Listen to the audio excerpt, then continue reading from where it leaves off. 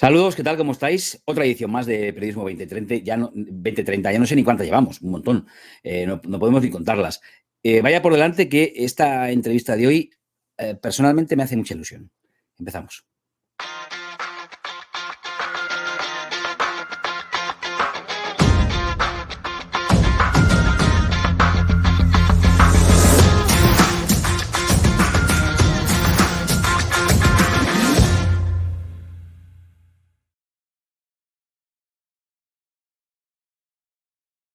Y me consta que a Fernando Jauregui también le hace mucha ilusión. ¿Qué tal, Fernando? Hombre, muy bien, buenos días. Buenos días en este momento. Sí. Cada cual nos verá cuando quiera. Pues mira, me hace mucha ilusión porque con Vicente Vallés, aunque él ya no lo recuerde, yo creo que casi empezamos allí en alguna televisión, en unos galpones. A ver si se acuerda Vicente. Vicente Vallés, muy buenas. ¿Qué tal? ¿Cómo estáis? Y sí que lo recuerdo, claro, ¿cómo lo voy a recordar? Durante mucho tiempo, claro. Lo que pasa es que Vicente, primero, es mucho más joven que yo. Y segundo, además, tiene un pacto con no sé si con el diablo, pero el retrato de Dorian Gray yo creo que lo escribió él. Cada día está más guapo y más... pero sobre todo, cada día está más influyente un programa de televisión que yo creo que es que realmente merece la pena ver porque dice las cosas, dice muchas cosas que a lo mejor otros no dicen. Con lo cual no quiero criticar a nadie, pero simplemente quiero ensalzarle a él, porque realmente lo merece. Ahora tiene además una columna en el Confidencial que yo me bebo. Es semanal, ¿no, Vicente? Es semanal. Sí, los domingos. Que yo me bebo. La verdad es que Vicente es uno de los valores en este país, una de las personas que realmente merece la pena seguir y escuchar y ver en este país. Así que... Muchas gracias. Bienvenido a Periodismo 2030. Mira, yo estaba pensando de por dónde empezamos la conversación, pero casi teniendo en cuenta muchas cosas, pues te voy a empezar preguntando por un platísimo fuerte, que es, para que lo sepan los estudiantes de periodismo que están acabando, los que están acabando la carrera o empezando la profesión, que sepan que hay una cosa de la que se habla mucho y quiero conocer tu opinión, que es las presiones. ¿Cómo influyen las presiones en nuestro trabajo diario? Presiones que a veces la gente se imagina que es ahí una voz en ultratumba que llega de manera oculta. No, las redes sociales ejercen muchísima presión y creo que los dos lo sabemos. ¿Se puede ejercer el periodismo en este momento en nuestro contexto con un cierto grado de libertad, Vicente? Sí, por supuesto. No solo se puede, sino que se hace. Y se hace, yo creo que en todos los medios. Desde luego nosotros lo hacemos, más allá de que efectivamente en un momento determinado pueda haber alguien a quien no le guste lo que estás contando y haga eso que dices tú, presionar.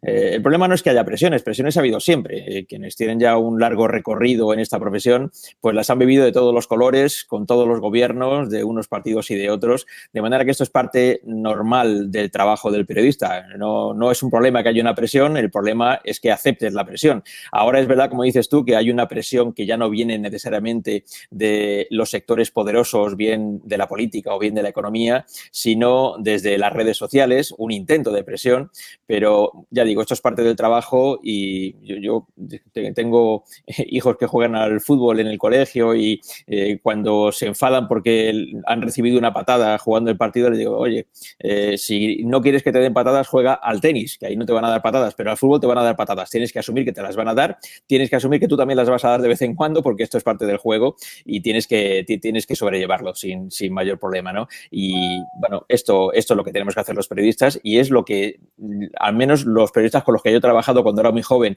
vi que lo hacían y ahora lo estoy haciendo yo igual que lo hacen todos mis compañeros. Noticia es todo aquello que alguien no quiere que se publique, lo otro se llama publicidad o peloteo. Esto estaba ahí en el frontispicio del New York Times y yo creo que lo han quitado ya, no sé por qué. En España, noticia, seguro que noticia es todo aquello que alguien no quiere que se publique o estamos publicando muchas noticias que alguien sí quiere que se publique. Yo creo que hay de todo. Hombre, lógicamente cuando se cuenta algo que alguien no quiere que se conozca, seguramente hay otro sector que sí quiere que se conozca, inevitablemente, ¿no? Cuando algo puede molestar a alguien, suele beneficiar a otra parte. Esto es inevitable que sea así. No me resulta especialmente relevante este asunto. Ciertamente, cuando tú cuentas las noticias, bien en la televisión, en un periódico o en la radio, a alguien le va a gustar lo que estás diciendo y a alguien puede que no le guste lo que estás diciendo. Esto es así. Sí, perdona, Vicente, a mí lo que me preocupa es que alguien sí está logrando que se publique lo que él quiere. Es decir, estamos los periodistas sometidos a un bombardeo de informaciones oficiales que nos llegan. Oiga, nosotros le damos la grabación, nosotros le damos el sonido, nosotros le damos no sé qué, le damos la pregunta y le damos la respuesta. Sí. Este es un tema que no me estoy refiriendo solo a España, me estoy refiriendo, pero también me estoy refiriendo a España. Y ahora yo lo noto eso más que nunca, y eso va en detrimento de la libertad de expresión desde mi punto de vista. Sí, aunque yo creo que nosotros con nuestro trabajo podemos matizar ese problema, porque ciertamente que alguien quiera que determinada cosa trascienda y que sea pública y que lo hagan público los medios de comunicación, no necesariamente significa que eso se tenga que convertir por parte de los medios de comunicación en propaganda, porque luego hay un aspecto importantísimo en el trabajo de los periodistas que va más allá de contar simplemente la noticia, que es analizar la noticia, ponerla en su perspectiva, contar por qué se produce esa noticia. De manera que un discurso, por ejemplo, de un dirigente político que no acepte preguntas, no necesariamente se tiene que transformar a través de los medios de comunicación en un acto de propaganda, sino que tú puedes analizar lo que ha dicho ese dirigente político, ponerlo en su perspectiva y no necesariamente va a ser un acto de propaganda, sino que va a ser un acto de información. Información que puede al final gustarle más o menos al protagonista en cuestión, pero no deja de ser información. Se discute muchas veces de si, por ejemplo, los periodistas tenemos que abandonar las ruedas de prensa cuando no se nos permite preguntar porque simplemente el dirigente en cuestión sale a dar un discurso y después se marcha. Bueno, yo no soy partidario de que tengamos que abandonar los lugares en los que pasan las cosas. Lo que tenemos que contar es lo que ha pasado. Si hay un dirigente político que ante una situación complicada sale a dar, por ejemplo, una rueda de prensa que finalmente no es tal rueda de prensa, sino que simplemente es un discurso a la nación y no acepta preguntas, nosotros debemos contar que eso ha ocurrido. No obviar que ha habido un discurso en el que se ha dicho esto o lo otro, sino contar cómo se ha producido ese discurso y explicar por qué esa persona en cuestión no ha querido responder preguntas. Por esto que acabas de decir, Vicente, intuyo que tú, por ejemplo, no eres partidario de hacer lo que algunos canales de televisión norteamericanos hicieron con el discurso de Donald Trump. Tú no habrías cortado aquel discurso por muchas mentiras que estuviera diciendo el presidente de los Estados Unidos. Yo creo que no. Yo creo que seguramente hubiera dejado terminar el discurso y después hubiera puesto ese discurso en la perspectiva en el que había que ponerlo. Es decir, que obviamente estaba mintiendo y había que decir que había mentido. Eso no significa que me parezca mal lo que hicieron las cadenas de televisión en Estados Unidos. No me parece mal. Es decir, que seguramente yo no lo hubiera hecho como lo hicieron ellos. Yo sí que seguramente hubiera terminado de escuchar lo que tenía que decir Donald Trump y luego lo habría comentado, lo había puesto, ya digo, lo había analizado. Pero ciertamente no me parece tampoco una mala cosa que como ejemplo se haya hecho eso. No creo que sea un ejemplo para repetirlo eternamente, pero no me parece mal que como ejemplo se haya hecho en un momento determinado algo así, de estar escuchando a un presidente tan poderoso como el de Estados Unidos, cortar la emisión y decir, bueno, esta persona está mintiendo, y es muy importante decirles que está mintiendo porque está mintiendo el presidente de los Estados Unidos, que no es cualquiera, ¿no? Entonces, bueno, no me parece mal. Ahora, si yo hubiera estado en directo, seguramente yo hubiera dejado terminar ese discurso y después lo hubiera comentado, ciertamente. En la encuesta que hemos elaborado, que te la enviaremos, por supuesto, todavía estamos peinándola del todo, pero ya la hemos elaborado, ya está, con GAT3 y con la Fundación AXA, que es una encuesta de 4.300, una muestra grande de 4.300. Se dice que la televisión es el medio más seguido por los ciudadanos, evidentemente, por los espectadores, pero no es el más creíble. Dos cosas, dos pegas. Una, los jóvenes ven muy poca televisión. La curva va creciendo según va aumentando la edad del encuestado. Y dos, no hay mucha credibilidad en lo que dice la televisión. Es el tercer, después de las redes sociales y de algunos digitales, la televisión es el que más alberga fake news, según lo que piensan los espectadores. Y luego hay otro tema. La televisión no está perdiendo muchísima área de influencia y de clientela contra las plataformas digitales, las series y los nuevos elementos, los podcasts, por ejemplo, etcétera. Sin duda. Una pregunta, Río, perdona, pero es que sí, estamos en ello. Intento ir respondiendo. Si se me olvida alguna de las preguntas, me lo recordáis. Desde el punto de vista de la competencia, que cada vez es mayor, lógicamente, de las televisiones comerciales. Entiendo que estamos hablando de, por un lado, las televisiones comerciales y, por el otro lado, el resto de televisión, o de las televisiones generalistas, por decirlo así, para incluir también a las grandes televisiones públicas. Las televisiones generalistas. Es inevitable que conforme hay más opciones televisivas, que no solamente son los canales de televisión tradicionales, pues la audiencia se va repartiendo. Esto ha ocurrido igual con los medios de prensa, por ejemplo, o con las emisoras de radio.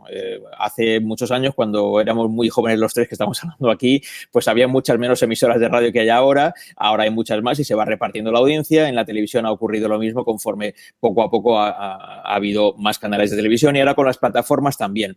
Esto no significa necesariamente que las grandes cadenas generalistas estén perdiendo interés por parte de los espectadores, porque lo que está ocurriendo es que la gente, sobre todo la gente joven, lo que hace es ver la televisión de otra manera, no como se veía hace unos años, sino de otra manera. Y ya no necesariamente se está viendo el programa X a la hora exacta en la que se emite, sino que cada espectador lo ve cuando le parece bien, cuando quiere verlo. Si alguien quiere ver una serie a las 4 de la mañana, tiene la posibilidad de ver una serie a las 4 de la mañana, igual que puede ver el informativo de la noche a las 4 de la mañana si desea hacerlo, ¿no?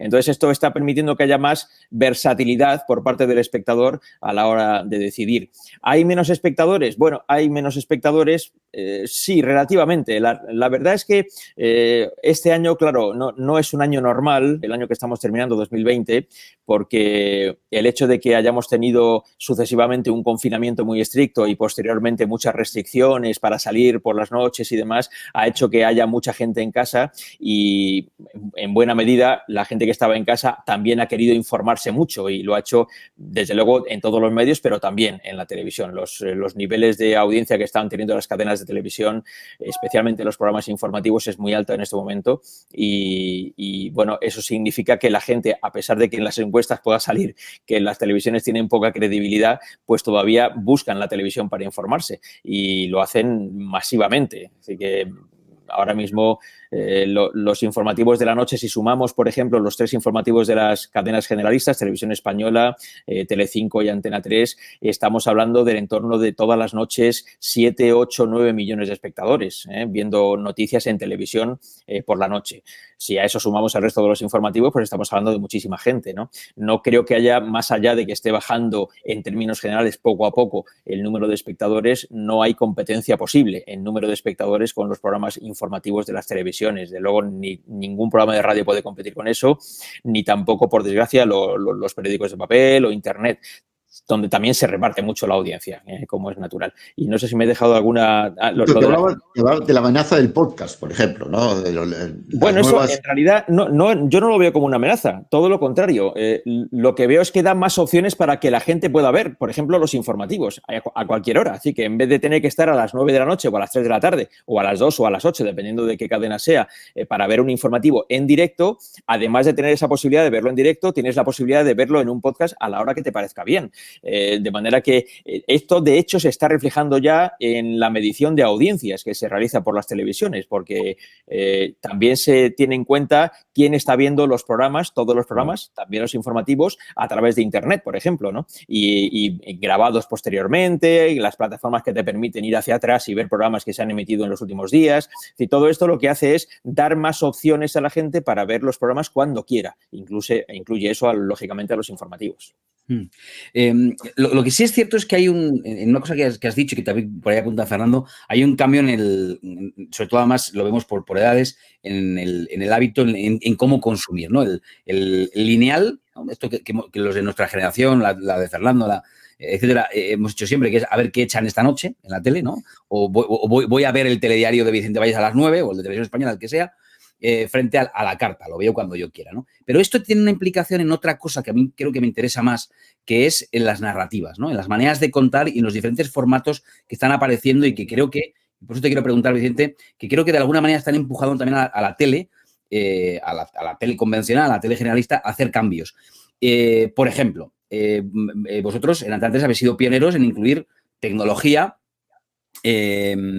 realidad aumentada, 3D, etcétera, y mucha infografía, gran formato, grandes pantallas con gran infografía para hacer más atractiva la información. Cuéntanos un poco eso, cómo abordasteis este proceso y por qué, ¿no? Si es la razón que yo establecía, que yo decía, la de intentar hacer nuevas narrativas para acercar a los más jóvenes, o cuáles fueron los motivos. Bueno, en alguna medida sí. En realidad hay varios motivos para hacer esto. El primero de todos es que más allá de los índices de audiencia que puedas tener, como hablábamos antes, no solo hay que estar pendiente de la cantidad de espectadores, que por supuesto hay que estar pendiente porque lógicamente nosotros trabajamos para que la gente vea nuestros programas, igual que los periodistas de la radio lo hacen para que la gente escuche sus programas y en la prensa se escribe para que la gente lo lea, ¿no? Como es natural. Buscamos más cantidad de espectadores, la mayor cantidad posible, porque ese es nuestro trabajo, pero de la misma manera queremos aportar la mayor calidad posible en nuestro trabajo para los espectadores.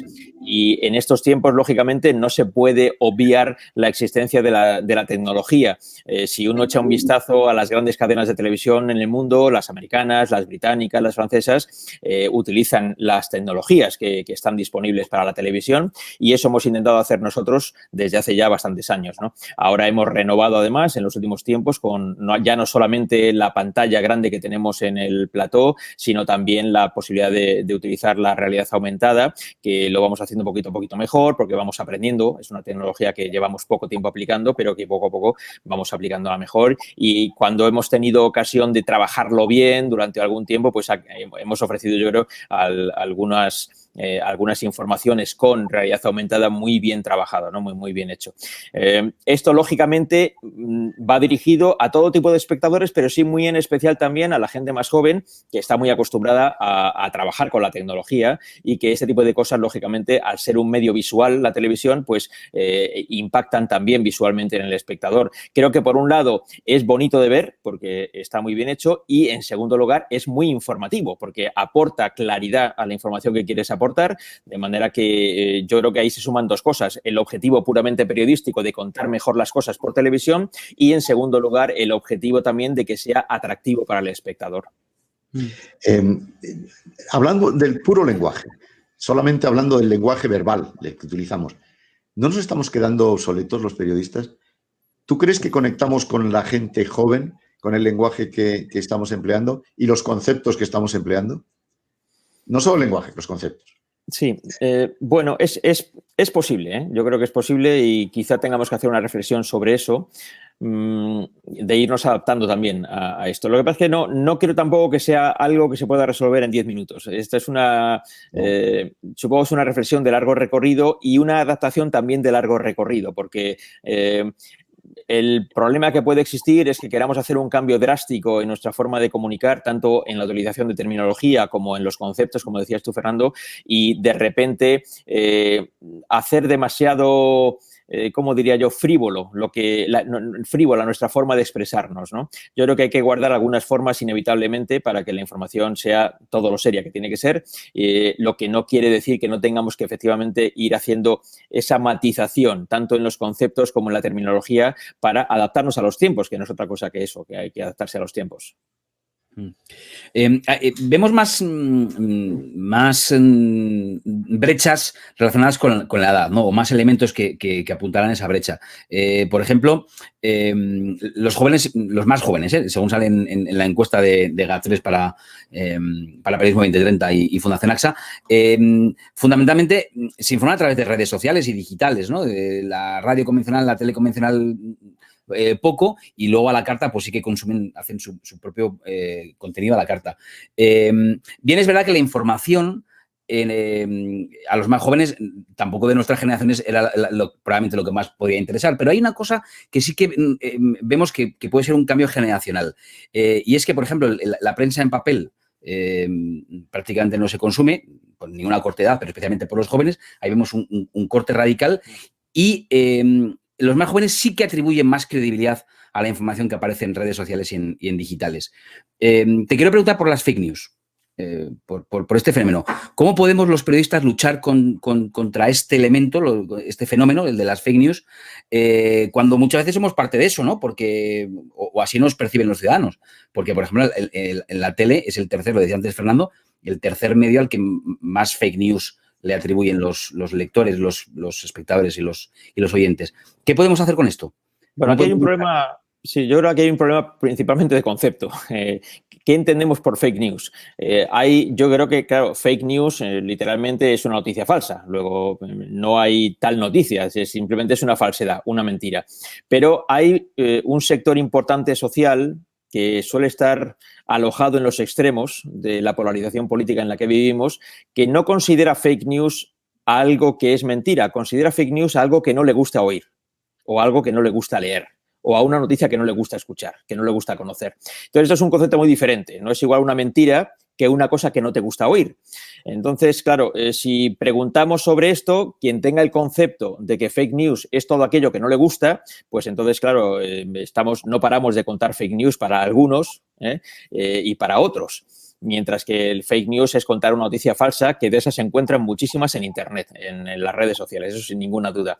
Yo creo que el trabajo de los periodistas precisamente consiste en contrastar la información y a partir de ahí ofrecerla. De manera que yo creo que nunca como ahora ha sido tan importante el trabajo de los periodistas precisamente para frenar el auge de las fake news a través de las redes sociales. Pero insisto, el primer problema es el concepto que cada uno tiene de fake news. Fake news es una noticia falsa, no una noticia que no me gusta que se haya producido.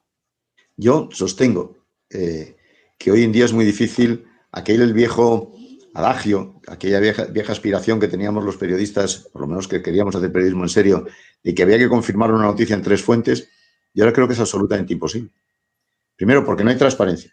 Y segundo, porque la poca transparencia que hay consiste en que las fuentes te cuentan cosas completamente diferentes. Las mismas fuentes oficiales muchas veces. Sí. No creo que sea un fenómeno privativo de España tampoco, pero desde luego puedo constatar que en España existe. Para mí ahora mismo confirmar una noticia por 3 fuentes resulta absolutamente utópico. Sí, se puede decir que es casi heroico y casi en realidad sería un ejemplo de haber tenido mucha suerte, porque cuando tienes una noticia importante y, por tanto, lógicamente la tienes que intentar confirmar y reconfirmar varias veces, como esa noticia importante suele afectar negativamente a alguien que puede ser, entre otros, el que te lo tiene que confirmar, tenderá más bien a no decirte la verdad. Con lo cual, esa persona ya directamente no te lo va a confirmar y vas a perder una confirmación de esas 3 que estaba buscando Fernando y que están, digamos, en lo clásico del periodismo de toda la vida, ¿no? Sí, es más complicado en estos tiempos poder hacer ese tipo de cosas. Si uno, yo no sé, a los estudiantes jóvenes de periodismo que nos vean, les recomiendo siempre que vean la película Todos los hombres del presidente, del caso Watergate, que ahí se habla mucho de las 3 fuentes que tenían que confirmar en cada noticia que iban dando. Y claro, en esa historia se ve cómo cuando acudían al protagonista de la historia, además solía ser un protagonista para mal de esa persona, porque iban a publicar una noticia que le iba a perjudicar, esa persona, cuando las cosas eran ciertas, no las negaba delante de los periodistas. Aquí será difícil que te encuentres con algo así. Lo normal es que la persona afectada para mal de una noticia te lo niegue hasta el final, ¿no? Por muy verdad que sea y por muy confirmado que lo tengas por otras fuentes, ¿no? Pero bueno, esto yo creo que tenemos que lidiar con esta situación, con que quizá ya lo de tener 3 fuentes no va a ser siempre tan sencillo. Lo que sí es obvio es que hay que reconfirmar los datos lo más posible y cuando realmente estás seguro de que lo que vas a contar es cierto, lógicamente contarlo. Porque nos mienten mucho, Vicente. Sí. Hoy hay mucha mentira circulando, sí. Mucha mentira circulando previa a lo que es la exposición a través de los medios de comunicación. Por eso digo yo que el trabajo del periodista es más importante que nunca en este momento, porque nunca como ahora han circulado mentiras en ámbitos de accesibilidad pública, como son las redes sociales, como es Internet, y eso, lógicamente, no es que el trabajo del periodista sea dedicarse a frenar permanentemente las fake news. El trabajo del periodista es contar la verdad y analizarla. De manera que ese es nuestro trabajo y es lo más importante que podemos hacer precisamente frente a las fake news. Has dicho antes algo, Vicente, que me interesa mucho, ¿no? Esta distinción entre noticia falsa y noticia que no me gusta, porque a ver, hay todo un fenómeno, no me quiero extender mucho en esto, pero Fernando me lo he escuchado contar ya más veces, que es el filtro burbuja, ¿no? Este concepto de, bueno, pues cada usuario de las redes o de Google, por ejemplo, busca lo que le interesa y como el algoritmo de Google ha aprendido de tus gustos, pues lo que te pone en pantalla es aquello que sabe que te interesa. Es decir, no es estrictamente, probablemente la verdad, entendiendo que la verdad es un concepto filosófico, pero bueno, no es probablemente el mejor resultado, sino el que más se asemeja a lo que tú quieres leer. Y ahí creo que, confirmando un poco lo que decías, es más importante que nunca esa labor que es muy poco agradable de los periodistas de decirle a los ciudadanos incluso aquello que no quieren escuchar. La pregunta es, ¿crees que lo estamos haciendo? Sí, yo supongo que no todos en el mismo grado, pero yo creo que lo estamos haciendo, ¿eh? Y al menos aquellos periodistas y aquellos medios de comunicación que están en los niveles que nosotros tres seguramente respetamos por igual, lo están haciendo, cada uno desde su propia línea informativa, que eso es perfectamente legítimo. No solamente es legítimo, es necesario en democracia que sea así, que haya diferentes líneas informativas y que cada ciudadano se pueda informar donde considere que se tiene que informar. Mi recomendación es que se informe por varios medios que además tengan líneas informativas diferentes para luego sacar su propia conclusión, aunque no sé si eso se lleva mucho en estos tiempos, donde, como bien dices tú, lo que muchos ciudadanos van buscando es reafirmarse en lo que ya piensan y no tanto cuestionar lo que piensan con las opiniones de otros que también puedan tener alguna aportación interesante que hacer, ¿no?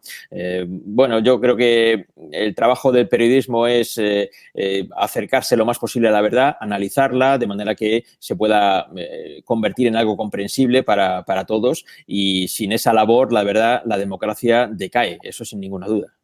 ¿Qué echamos de menos en la información televisiva, en la pura información en televisión? ¿Qué echamos de menos? ¿Qué crees tú que falta y qué crees tú que sobra? ¿Sobran tertulias? ¿Faltan tertulias? Quiero decir, es que hay unas tertulias que a lo mejor sobran y algunas que a lo mejor faltan. ¿Sobran opiniones de expertos? ¿Faltan opiniones de expertos? Bueno, a mí me gusta mucho. Y una pregunta muy concreta dentro de esto. ¿Es bueno, es lícito, es conveniente mezclar a tertulianos periodistas con tertulianos políticos? Bueno, eso es una pregunta muy interesante. Como bien sabes, porque has estado en tertulias que me ha tocado a mí dirigir, yo siempre he evitado mezclar como miembros de una tertulia a políticos y a periodistas. Yo siempre he querido tener en la tertulia a periodistas y en las entrevistas a políticos, que es el lugar, yo creo, que donde les corresponde estar.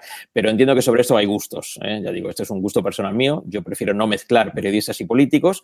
Si viene un político es para entrevistarle, no para que participe en una tertulia con los periodistas. Pero ya, bueno, esto lógicamente hay tertulias de todo tipo. A mí no me parece que sobren tertulias, y lo único que hay que hacer, yo también lo recomiendo mucho, cuando algo no te gusta, apaga la televisión o cambia de canal. Si no tienes por qué someterte a esto, porque esto también es una cosa muy interesante. No conozco a nadie que siendo muy fan de una cosa y rechazando mucho otra, se empeñe en leer mucho eso que rechaza. Perdón, lo siento, tenía que haberlo apagado. Luego Sergio me riñe, con razón. Seguro que es importante. Ahora mismo, como ves, me estoy callando, Fernando, está diciendo, voy a echar de menos el día que no suceda. Me riñe con razón, pero... Perdona, Vicente. Lo mismo era una noticia, ¿eh? Ya sabes que cuando suena el teléfono de una redacción hay gente que no lo coge y piensa, lo mismo hay una noticia y nos la estamos perdiendo, ¿no? Es mucho más probable que sea un pelmazo, pero bueno. Bueno, estábamos hablando de... Ya perdí hasta el hilo de lo que estábamos comentando. No me extraña, la verdad, pero...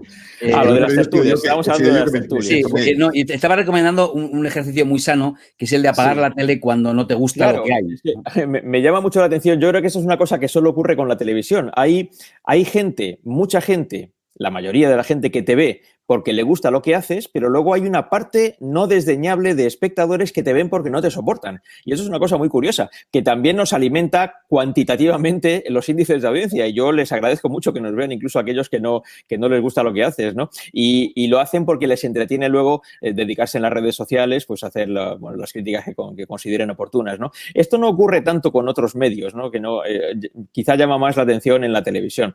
Pero volviendo a lo de las tertulias, a mí no me sobran las tertulias. Lo que hago es, cuando no me interesan, apagarlas o cambiar de canal, ¿no? Yo lo que preguntaba es si falta algún tipo específico de tertulia o de debate. Tú mismo has dicho que en España quizás se debata poco. Yo, por lo menos lo he entendido yo, que sugerías eso. Y yo también lo creo, desde luego. ¿No falta algún tipo de debate más serio en las televisiones? Algo un poco más profundo. Ya sé que interesará a menos gente, ya sé que no habrá tantos, pero ¿no nos haría un poco de falta eso? Bueno, quizá esto no vendría mal si a lo mejor estás pensando en algo como La Clave de los tiempos de la transición, ¿no? Siempre se pone el mismo ejemplo de la clave, pero bueno, es un ejemplo, sí.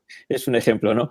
Bueno, los más jóvenes no lo reconocerán, como es natural, porque ni siquiera habrían nacido en aquel momento. Pero bueno, era un programa ciertamente serio. Pero claro, aquello se emitía en una cadena de televisión cuando solo había 2 cadenas de televisión, de manera que muchas alternativas no había para ver canales. Y ciertamente no creo que se pueda exigir a las cadenas comerciales, al menos a las cadenas comerciales, hacer un sacrificio en su audiencia para tener algo tan profundo como eso. Otra cosa serían las cadenas públicas, que si tienen algún sentido precisamente es no necesariamente replicar el tipo de programación que hacen las cadenas comerciales. Y bueno, ahí se podría, yo creo, dar la posibilidad de que hubiera algún tipo de debate con una mayor profundidad de la que podamos estar acostumbrados. Otra cosa es que efectivamente pues no se puede aspirar a que un programa de ese tipo vaya a tener unos índices de audiencia muy grandes, pero tampoco es imprescindible que sea así. Simplemente es una opción más para que un determinado tipo de espectador, si elige ver ese tipo de programas, tenga disponibilidad para verlos. Bueno, has abierto un melón ahí, no quiero entrar ahora en ese debate, pero que me parece súper interesante sobre el deber ser, ¿no?, de los canales públicos y privados. Estoy completamente de acuerdo contigo en que si hay un espacio, hay un lugar para que este tipo de programas que quizá no estén tan sujetos al rendimiento en audiencia se pueda hacer, pues es en la televisión pública. Pero tú sabes, porque tú también conoces bien la televisión pública, la televisión española, hay una trampa habitualmente que consiste en decir, por un lado, que tú no estás sujeto a la audiencia, pero a la mañana siguiente, cuando salen los datos de audiencia, te dicen, que tú hiciste un 0,8. Y dices, bueno, cachondo, pero es que yo estoy haciendo, en teoría estoy jugando en otra liga, ¿no? Claro. Entonces, esto es un efecto curioso, ¿no? Pero bueno, no te quiero preguntar por eso. Te quiero preguntar por... Lo he hecho al principio de la conversación, pero tú mencionabas ahora las redes sociales y ese fenómeno del hater, ¿no? Del que te ve porque no te soporta y además así te lo hace saber en las redes. Claro. Y tengo una curiosidad casi personal, porque a mí me costó mucho resolver esto. ¿Tú cómo consumes las redes sociales? Porque claro, tú no puedes estar ajeno a lo que pasa en Twitter, pero tampoco puedes estar todo el día fustigándote leyendo a tus haters. ¿Cómo lo haces? Pues en realidad es que lo hago poco. Si alguien sigue, yo tengo una cuenta de Twitter porque bueno, todo el mundo la tiene, yo también la tengo, pero si alguien le echa un vistazo comprobará que hay poco movimiento en esa cuenta. No la utilizo mucho y por supuesto no me paso el día pendiente de lo que pasa en Twitter porque tengo muchas cosas más interesantes que hacer. Yo me abrí la cuenta en Twitter hace ya un montón de años. Yo creo que estaba precisamente cuando hacía La Noche en 24 horas en Televisión Española y porque bueno, Twitter ahí estaba todavía arrancando, llevaba poco tiempo, no sé si un par de años o así, y además me lo recomendó un amigo mío argentino, periodista también, y que me dijo que ya en Argentina sí que era una cosa de locos, que todo el mundo estaba, que la política se hacía ya a través de Twitter. Aquí en España todavía ese fenómeno con esa intensidad no había llegado, ¿no? Y digo, no, pues nada, voy a ver qué tan interesante es esto, ¿no? Y es verdad que en aquel primer momento inicial, era un lugar interesante en el que la gente te mandaba mensajes, te tuiteaba, te respondía a las cosas que ponías, intentando participar en una conversación. Fuera para darte la razón o para quitártela, pero en una conversación con amabilidad. Oye, pues yo no estoy de acuerdo con esto que dices, ¿no te ha parecido mejor esto o otro? Pero eso desapareció, lógicamente. Lo que es la amabilidad en Twitter ha dejado de existir y las redes sociales en general se han convertido en un lugar en el que, sobre todo, los sectores más extremos de la sociedad disfrutan muy plácidamente de expresarse de las maneras en las que se expresan habitualmente los extremistas, ¿no? Y por eso ha dejado de tener interés y yo, la verdad, no suelo participar en esto porque no me parece razonable hacerlo. ¿Tú crees que hay un periodismo correspondiente a lo que podríamos llamar el espíritu del 78 que ha saltado en pedazos? Claro, porque este año que hemos terminado ha sido destructivo de casi todo. ¿Y crees que ha nacido un nuevo periodismo post-pandemia? Y en concreto, ¿tú crees que después de unas ruedas de prensa dadas casi telemáticamente a través de la televisión por el presidente del gobierno, quizá porque no quedaba más remedio, pero sin repreguntas, ¿tú crees que vamos a volver alguna vez a los viejos buenos tiempos, si es que eran buenos aquellos viejos tiempos? Bueno, vamos a confiar en que se recuperen algunas buenas costumbres. Yo no digo que las costumbres antiguas todas fueran buenas. Sí sé que algunas de las costumbres actuales, como las que tú acabas de relatar, no son especialmente buenas. Yo creo que sí son justificables en un determinado momento, porque la pandemia lo ha condicionado todo, también eso, y eso es, bueno, hay que aceptarlo como que es normal y que era inevitable. pero conforme va pasando el tiempo las cosas tienen que ser diferentes, ¿no? Yo no sé, el día en el que estamos hablando, como esto lo va a poder ver la gente pasando el tiempo, pues no van a saber exactamente qué estaba pasando en el día en el que estamos hablando o en los días previos, pero si hoy echamos la mirada hacia atrás, no ha sido muy fácil preguntarle al presidente del gobierno últimamente. No ha sido nada fácil. Y hablo cuando digo anda que repreguntarle. Sí, sí. Anda que repreguntarle ya, figúrate. Si echamos la vista atrás, yo creo que hay que echar la vista atrás varias semanas para la última vez en la que hubo una posibilidad real de poder hacerle preguntas al presidente del gobierno. Eso no significa que el presidente del gobierno tenga que estar todos los días dando ruedas de prensa, porque eso no tiene ningún sentido.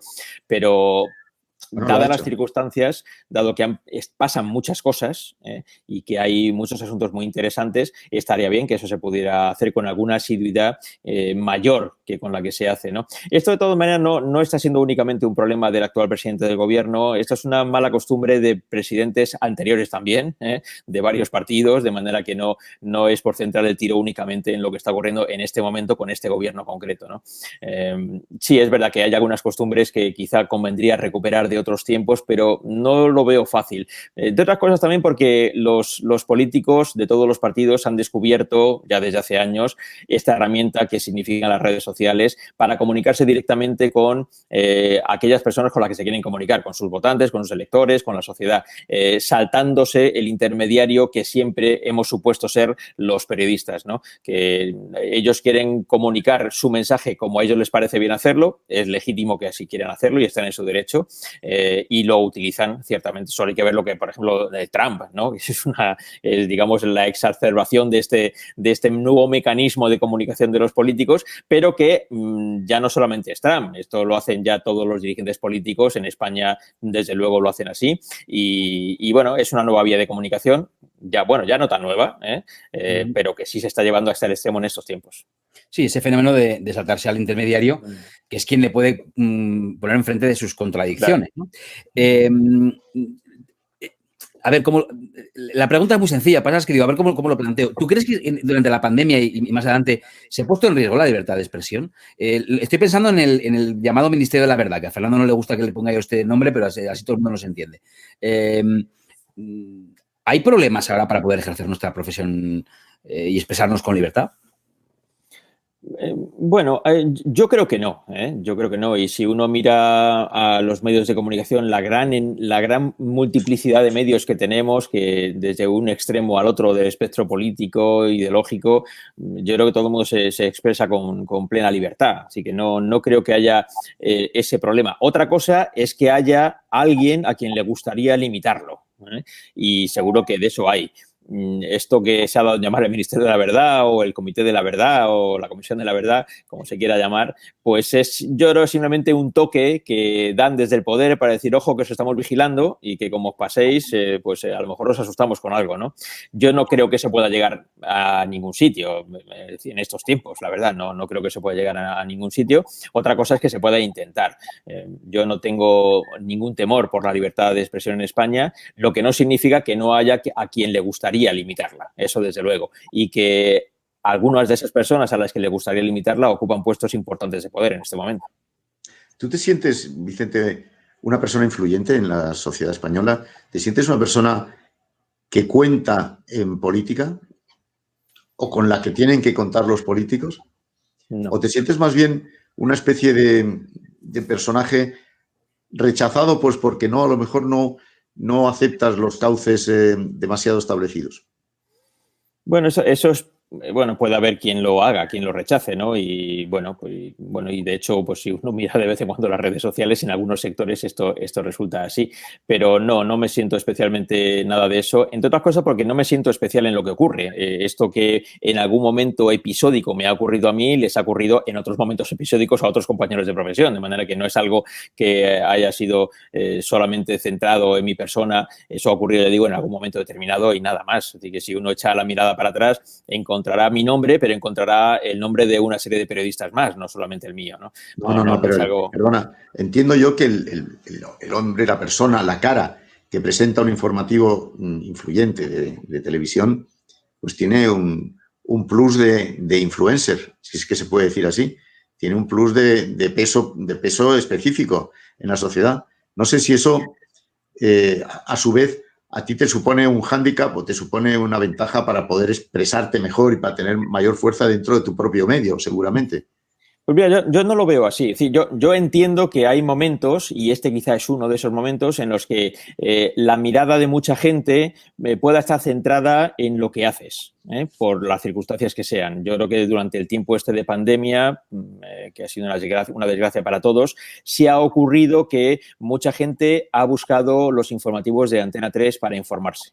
Y lo ha hecho por cómo informamos, porque podían haber ido a cualquier otro sitio y han elegido ir a este sitio. Entonces, eso es por algún motivo. La gente se ha querido informar ahí, más que en otros lugares, lo que no significa que no se hayan informado también a través de otros medios, pero obviamente el número de personas que nos ve cada noche nos hace ver que efectivamente así ha sido. Y eso, lógicamente, para nosotros es una buena noticia. Pero ¿esto nos convierte en mucho más influyentes y en determinantes en las cosas que pasan? No, no lo creo en absoluto. Lo que sí ocurre es que de vez en cuando, a lo largo de este tiempo, hemos contado cosas que otros medios no estaban contando o que las han contado después de que las contáramos nosotros. En ese aspecto, ¿somos influyentes? Bueno, en ese aspecto es influyente cualquier medio que se adelante a contar algo.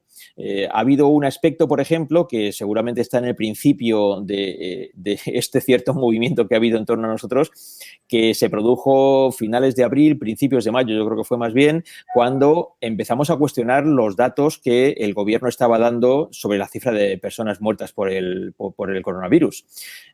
Hasta que hubo un día en el que pudimos demostrar que efectivamente el gobierno estaba contabilizando de una manera distinta a como la Organización Mundial de la Salud había dicho que se tenían que contabilizar las víctimas. A partir de ahí ha venido todo lo demás. ¿Por qué? Bueno, pues porque contamos una verdad.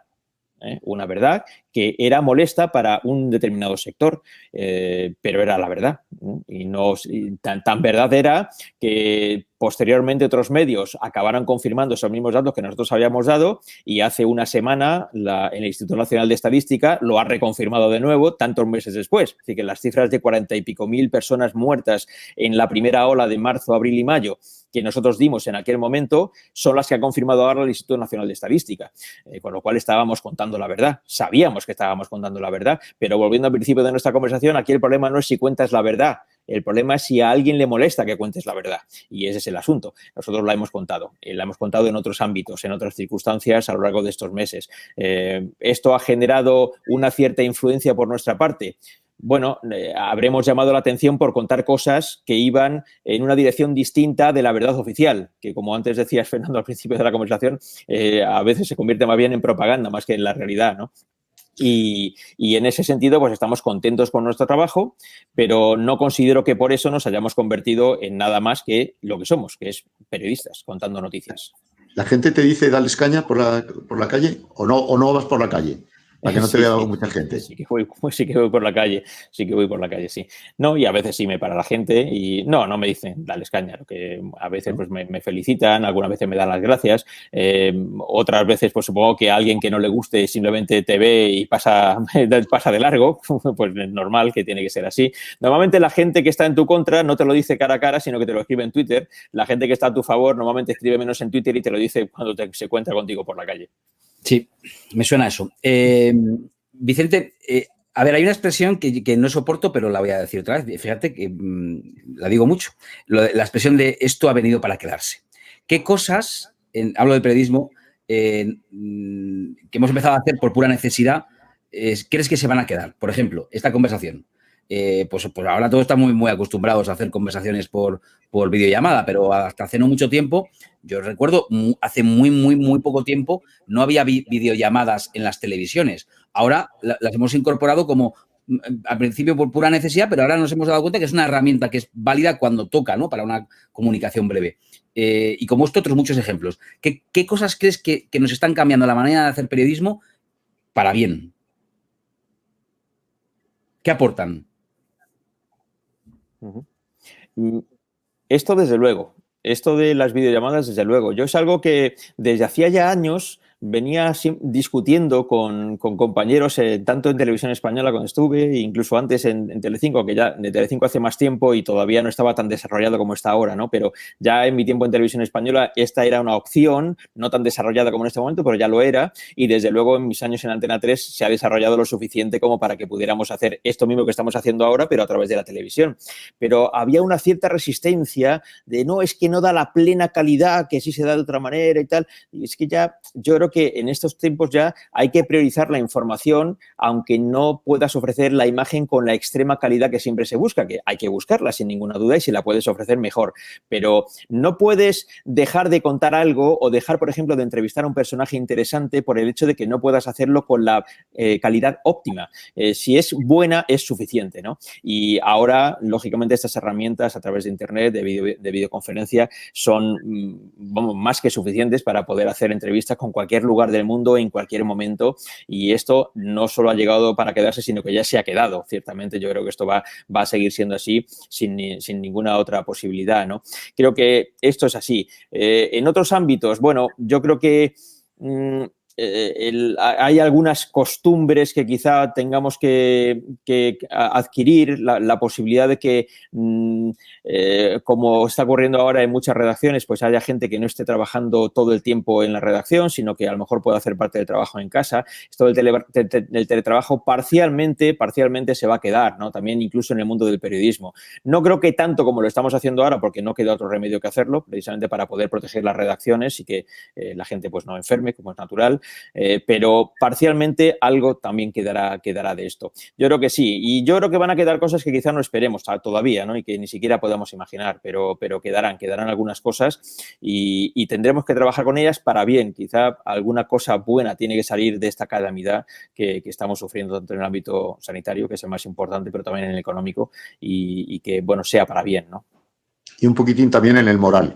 Digo, la catástrofe también en el ámbito moral también. Pero bueno, oye, desgraciadamente tenemos que ir terminando esta clase, pero como es una clase, a mí me gustaría que el profesor Vallés, en este momento el profesor Vallés, pues diga algunas cosas que él crea conveniente que sus alumnos, nuestros alumnos, conozcan. Ya no hablo de consejos, no, lo que tú creas que es conveniente que los alumnos conozcan del profesor Vallés. Bueno, yo creo que lo primero que quiero decir es que aquellos que estáis estudiando periodismo habéis elegido bien, porque esa es una profesión maravillosa. Hay otros profesionales de otras profesiones que dicen que su profesión es la mejor, pero están equivocados. La mejor es esta. No hay otra como esta. Es la profesión más maravillosa que uno puede tener. Y si tienes vocación, no encontrarás nada que te satisfaga más en la vida que trabajar como periodista. Creo que eso es algo fantástico.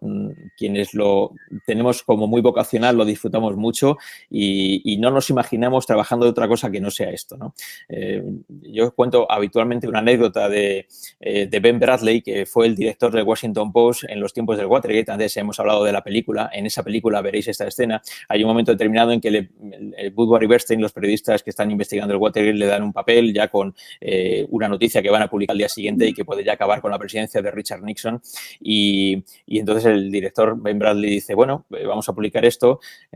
Si no nos dejan ser periodistas, pues entonces tendremos que empezar a trabajar para vivir. A lo mejor algún día tenemos que empezar a trabajar para vivir, pero mientras podamos nos dedicamos al periodismo y lo seguiremos haciendo. Si hay verdadera vocación, se consigue. Yo entiendo que los estudiantes de periodismo muy a menudo me lo dicen cuando nos encontramos, que ven muy difícil el mercado para poder entrar en el mercado laboral, en los medios de comunicación, y yo les cuento una cosa que es absolutamente cierta, y es que cuando yo estudiaba periodismo en la Universidad Complutense pasaba lo mismo. Yo también, mis compañeros también decíamos esto va a ser imposible, no lo vamos a conseguir. Y la mayor parte de mis compañeros de promoción de la Facultad de Periodismo de aquella época están trabajando todavía hoy de periodistas, ¿no? Con lo cual sí se consigue. Si se tiene la vocación y las ganas de trabajar, lógicamente hay que trabajar duro, hay que prepararse, hay que aprender. La universidad es un primer lugar en el que aprender, muy importante. Y a partir de ahí el oficio de ejercer el oficio, viendo trabajar a otros periodistas, no para copiar lo que hacen, sino para decir, esta parte de lo que hace me gusta mucho, esto otro no me gusta tanto y lo voy a adaptar a mi forma de hacer las cosas, aquello que sí me gusta, aquello que veo que hacen otros y que me gusta cómo está hecho, ¿no?